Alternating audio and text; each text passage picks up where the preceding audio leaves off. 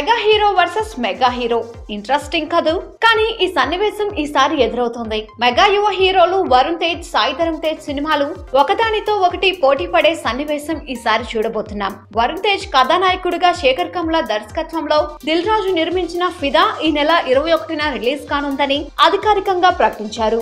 అయితే అదే రోజు సాయి ధరమ్, సందీప్ కిషన్, కృష్ణవంశీ కలయికలోని క్రేజీ చిత్రం నక్షత్రం రిలీజ్ కానుందని తెలుస్తుంది. వాస్తవానికి ఈ నెల 14న ఈ సినిమా రిలీజ్ కావాల్సింది. కానీ అగ్రెసివ్ హీరో గోపీచంద్, సంపత్ నంది కలయికలోని గౌతమ్ నందా అదే తేదీకి వస్తుందన్న సమాచారం ఉంది. అయితే తాజా అప్డేట్ ప్రకారం ఈ సినిమా మరో 2 వారాలు వెనక్కెళ్లే ఛాన్స్ ఉందని చెబుతున్నారు.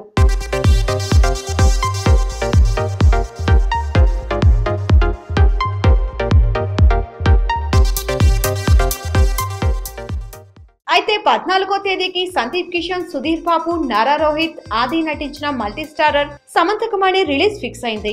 అంటే సందీప్ తాను నటించిన 2 సినిమాల కోసం 2 వారాల గ్యాప్ సెట్ అయింది. 14, 21, 28 ఈ 3 తేదీలు పరిశీలిస్తే నక్షత్రం సినిమాకి 21 జూన్ బెటర్ తేదీ అని కృష్ణవంశీ ఫిక్స్ చేశారట. కారణం ఏదైనా ఫిదా, నక్షత్రం ఒకే రోజు రిలీజ్ అవుతున్నాయి. అంటే వరుణ్ తేజ్ వర్సెస్ సాయి ధరమ్ తేజ్ తప్పలేదన్నమాట.